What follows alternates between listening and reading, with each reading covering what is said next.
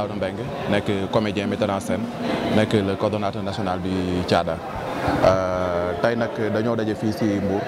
pour célébrer la journée mondiale du théâtre mu nekk bés ba nga xamante ni àdduna si wàngal këpp bi dañu koy fêter ñëpp ñi nga xamante ne dañuy yëngu ci wàllu théâtre ak métier yi wër théâtre dañuy célébrer bés bi fu nekk ci àdduna si ren nag ñun ñu choisir le département de Mbour choisir CEDEPS bi li tax loolu moom mooy Thiada dafay def la promotion du théâtre populaire donc depuis des années ñu ngi yëngu ci loolu ren nag ñu ni pourquoi pas ñu wàcc ci région yi ndax yu bëree bëri yu mel ni bu dee am dañuy focaliser wu lépp defe ko Ndakaaru nga xam ni xumbaay yeeg yëpp Dakar lañ koy defee te am na comédiens yi nga xamante ni ñu ngi ci région yi un peu partout souvent du ñu bénéficier wu ci activités yu mel ni ñu ñëw Mbour daaw jéeg ñu ngi woon Mboro déwén dañuy nekk Mbacké ainsi de suite noonu la ñu bëgg def pour wane ni Thiada mooy kuréel gi nga xamante ni li taxoon slogan bi gën a mag mooy le théâtre partout et pour tous donc théâtre bi ñu koy defee fu nekk te ñi nga xamante ni dañ koy jëfee ak ñu koy jëfandikoo di ko mën a consommer fa ñu dëkk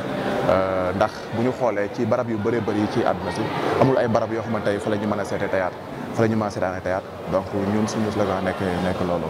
voilà loolu moom moo tax tey waaw ñetti fan yi nga xamante ni def nañ ko fii liñ ci ëppal solo moom mooy nit ñi xam dëgg-dëgg lan mooy solo yi théâtre populaire yaakaar naa li ñu fiy jot a gis depuis suba ba léegi am na lu mu wane ni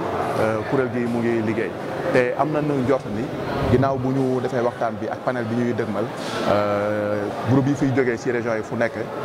bu ñu delloo seen gox dinañ mën a yóbbuwaat loo xamante ni lu dëgër lay nekk loo xamante ni bu ñu demee bu ñu ko wanee seen waa dëkk dinañ gis ni ñu ngi am na ñuy góorgóorlu pour que réew mi bañ a ñàkk ay valeur am ak yi nga xamante ne moom lañ ko nawee depuis ci ay maamam ba léegi di wax ni mbir mi ni dañ ci ànd ci ndimbalu ministère de la culture bi nga xamante ni moom mooy suñu tutelle ak ministère de la jeunesse bi nga xamante ni tey inspecteur bi ñëwoon na fi le premier conseiller du ministre donc ñoom tamit ñu ànd lii waral loolu moom mooy théâtre populaire dafa am ñaari tutelle mooy ministère de la culture ak ministère de la jeunesse ndax bu ñu dee wax éducation populaire donc mënuñu ko def sans le théâtre à travers le théâtre populaire si la moo ñu permettre tey ñu thèmes yu bëri ci askan wi ay thèmes de sensibilisation ñu traité ko ba nga xam ni askan wi jàngat nañ ci ay mbir yu bëri mën naa jël exemple du sida mën naa jël exemple du paludisme ay émergence et tout à travers le théâtre populaire dañ ci traité ay thèmes yoo xamante ne léegi nag pour bañ a perdre loolu il faut nit ki li muy def mu jàng ko ñun ñu xalaat ni war nañoo jàngal ndaw ji naka la ñuy defee théâtre populaire su ko defee ñu génn nekk ay comédiens yu complet beneen bi nga xamante ne moom lañ ci dëgmal moom mooy dañoo gis ni nasaraan yi daf ñoo coloniser bëgg a coloniser suñu théâtre bi alors que loolu waruñu ko nangu parce que convention yi ñu gis ci wàllu théâtre yëpp ci ay salle fermée lay nekk duñu fa gis suñu sabar yi duñu fa gis suñu waykatu cosaan duñu fa gis suñu tagg yi duñu fa gis suñu leket yi duñu fa gis suñu kora yi et que loolu bu yàggee dañuy naax saay ñu ndax lii wér moom mooy am nañu lu ëpp doole fuuf loolu ñu tubaab bi ñëw di ñu ko jaay donc pour que tey loolu ñu mën ko gën a valoriser il faut ñu jàngal ndaw ñi lan mooy seen aada ak seen cosaan à travers le théâtre populaire voilà jërëjëf. Donc je me nomme Samba Mbalo, artiste, comédien, metteur en scène, secrétaire général du Thiada national. Donc aujourd'hui, 27 mars, journée mondiale du théâtre, le Thiada national a décidé vraiment de célébrer la relance du théâtre populaire, mais aussi une activité qui est célébrée au niveau international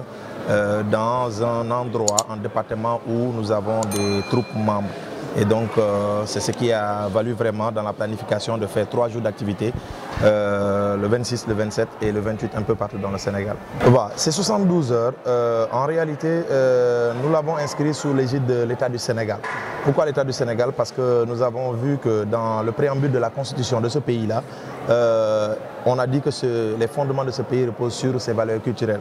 L'hymne national du Sénégal commence par les koras et les balafons. Du coup, on a décidé cette année de redire à l'État du Sénégal que nous voulons organiser cette journée-là pour regrouper l'ensemble des responsables des compagnies du pays pour qu'on puisse discuter de la politique vraiment qu'on doit donner, la nouvelle dynamique au théâtre populaire. Et je pense que la première retombée, c'est que d'abord le ministère de la Culture nous a accompagnés dans l'organisation. Ensuite, le ministère de la Jeunesse a accepté aujourd'hui de faire l'ouverture officielle de cette cérémonie-là qui, depuis des années, est gérée par le ministère de la Culture. Donc, puisque la culture est transversale, aujourd'hui, nous avons eu vraiment les deux ministères de tutelle qui ont répondu à l'appel. Je pense que ça, c'est déjà une grande satisfaction. Ensuite, je pense que le conseiller technique numéro 1 du ministère de la Jeunesse a pris l'engagement de remonter au niveau du ministre, de la ministre de la Jeunesse pour qu'on puisse vraiment redéfinir un plan de relance du théâtre populaire avec le Tchada national. Aujourd'hui, la stratégie est qu'on a mis en place un concept qui s'appelle l'École nationale du théâtre populaire. Et l'École nationale du théâtre populaire, c'est une grande formation sur 3 ans de 1200 comédiens sur les métiers du théâtre populaire. Et donc, c'est le chant, ce sont les instruments, c'est aussi le jeu d'acteur, c'est le management culturel, c'est la sauvegarde du patrimoine. Et on s'est dit qu'en lançant un concept sur 3 ans, on aura la possibilité avec les 1200 personnes de former des techniciens de la culture parce qu'on n'en a plus beaucoup au Sénégal. Et donc ces techniciens de la culture pourront être employés dans les différentes structures de l'État qui œuvrent pour le développement de la culture du Sénégal. Et donc aujourd'hui la ligne elle est là, c'est une ligne de démarcation, c'est une ligne radicale. Nous avons fait l'option du théâtre populaire et nous allons assumer cette option-là parce qu'il y va de l'avenir vraiment de ce pays-là. Tchada, en 8 années d'existence, a déjà implanté des festivals, plus de 22 festivals communautaires dans plusieurs localités du Sénégal. Nous avons aussi, dans ce sillage-là, fait beaucoup d'ateliers de formation, non seulement pour les formateurs, mais ensuite pour les acteurs. Nous avons fait des renforcements de capacités et les groupes du Tchada ont fait une 50aine de productions qui ont été jouées au Sénégal et au niveau international. Du coup, la première phase, les 5 premières années du Tchada, c'était la phase de massification. Il fallait aller dans les localités les plus reculées pour qu'on puisse vraiment recueillir les troupes de ces localités-là et les faire connaître vraiment au niveau national. La deuxième phase, c'est la phase maintenant de structuration et de développement des projets. C'est la phase dans laquelle nous sommes aujourd'hui. Et donc, après 8 ans d'expérience, nous avons atteint une maturité et qu'aujourd'hui, nous sommes prêts vraiment à affronter les grands projets de l'État du Sénégal sur les questions de sensibilisation d'éducation populaire. C'est l'inspectrice de l'éducation populaire de la jeunesse et des sports, Mme Aïssa Toussène, directrice du CEDEPS de Mbour et chef de service départemental de la jeunesse de Mbour. Aujourd'hui, c'est la date du 27 mars, le 27 mars 2021. La date du 27 mars qui est une date commémorative qui rappelle la journée mondiale du théâtre, date qui a été retenue au niveau de l'UNESCO et de l'Institut du théâtre international. Une date qui rappelle beaucoup de choses et une date qui est symbolique pour le monde de la culture, le monde de l'art, le monde de la célébration de cette variété et cette diversité culturelle. Et nous, en tant qu'acteurs de développement, l'art, la culture est départagée au niveau des ministères de la jeunesse et des ministères de la culture. Donc c'est un honneur pour le département de Mbour de recevoir cette journée, de recevoir toutes les délégations venant des fonds du Sénégal, de tous les coins du Sénégal pour habiter aujourd'hui la célébration de la journée mondiale du théâtre avec le Tchada national. Oui, c'est l'occasion de revenir surtout sur le théâtre populaire, l'occasion de donner une nouvelle dynamique, un nouveau souffle au théâtre populaire et l'occasion aussi de faire appel à la direction de l'éducation populaire qui est au niveau du ministère de la Jeunesse, au ministère de la Culture aussi, surtout de donner les moyens de faire revivre cet art-là à ces jeunes, de donner les moyens de faire booster la culture dans tous les domaines. Le théâtre populaire mérite d'avoir une seconde chance pour le moment actuel, avec le contexte, avec les soulèvements qu'on a eu à constater. Donc c'est un art qui a des valeurs, qui fait vivre des valeurs, qui fait vivre une culture et surtout une éducation à la base. Parce qu'il s'agit de l'éveil des consciences qui est surtout visé à travers cet art qui est pratiqué depuis longtemps par nos ancêtres et aujourd'hui même par la jeunesse, par nos enfants et nos frères et sœurs. C'est un monde à faire revivre. Nous, on a juste constaté qu'il y a eu de belles choses concernant le théâtre populaire et le CEDEPS de Mbour. Parce que là, ça donne une autre image de cette jeunesse-là, une autre image de ceux qui sont dans ce monde-là. Parce que ce sont des jeunes qui sont à l'œuvre de cette organisation. Ce sont les jeunes qui ont eu à organiser cette cérémonie-là. Et ça a été une réussite. Et on a plein espoir que ce sera un succès dans le futur. Et moi, je dis que j'ai espoir en cette jeunesse-là. Et on se rappelle tous des événements qui se sont récemment passés, mais avec ce qu'on a vu aujourd'hui, il y a de l'espoir. C'est une lieu d'espoir qui peut être donné à cette jeunesse-là, parce qu'il y a des jeunes qui sont dans le monde, qui sont dans la culture. Et la culture, c'est l'enracinement et c'est l'ouverture en même temps. Et la culture, c'est le soubassement de tout développement, parce que ça nécessite un changement de comportement profond. Donc ce sont des facteurs qui sont endogènes. Et nous les encourageons vivement. Et nous les félicitons surtout pour la mobilisation qu'ils ont eu à faire et ce qui s'est passé aujourd'hui, la démonstration de nos valeurs, de nos cultures même, et de notre tradition.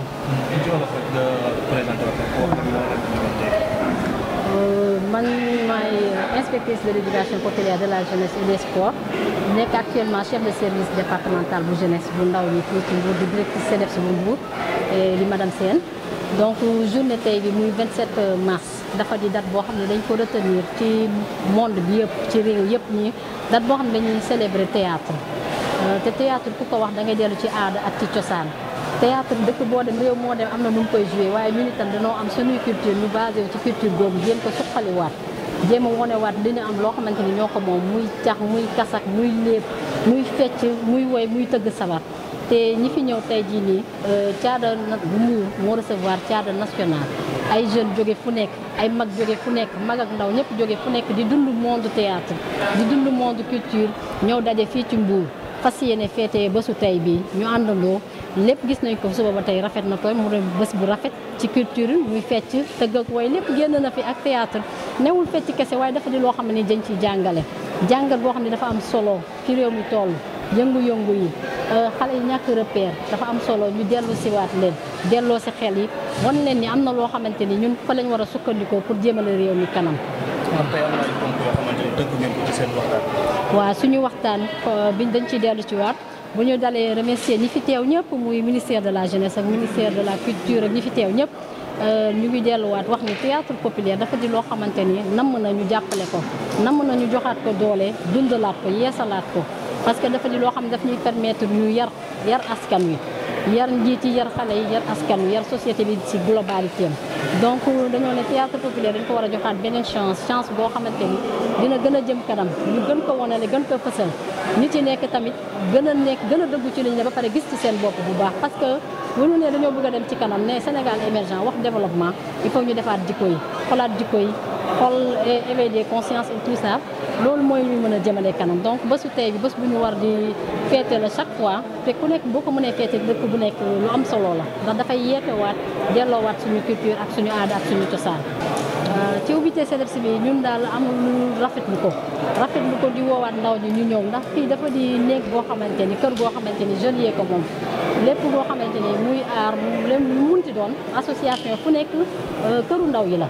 donc fii lañ am pour ñëw manifester lépp lu ñu war a def fii lañ ko war a mën a wane ñun itam ñu leen ciy gunge di leen ci gunge duñ ci tàyyi di leen gunge bu dee guddee bu dee heure bu munti doon ñu ngi leen ciy gunge ànd ak suñuy naataango ak ñoo xamante ni ñu ngi ci liggéey bi fas yéene jàppale jeunesse bi surtout ñu nekk ci monde art tey ñu leen di gërëm di leen sant aussi di leen encourager si li ñuy def ndax gis nañ luñ fi wane mobilisé wu nañ ñëw nañ wane nañ fi loo xamante ni dafa dundalaat cosaan xol yi dañoo tooyaat parce que dafa dellu démb te boo dee démb rek da ngay wax cosaan daf ñuy won ne ñun am nañ fu ñu jóge te am nañ fu ñu bëgg a yegg bu ñu demee ba réer dañuy delluwaat fi ñu jóge woon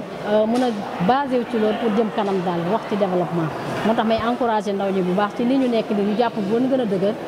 di ñaan tamit ñu dooleel leen ci muy ministère de la jeunesse comme muy ministère de la culture ñu dooleel leen ci direction bi ñuy wax éducation populaire nga xam ne ci théâtre lay dox moom it tamit teg nañ li jeunes yi yóbbante nañ ñu ci ñoom nee nañ nañ leen gestu ñu boole suñuy doole relancer théâtre populaire relancer art bi ak culture bi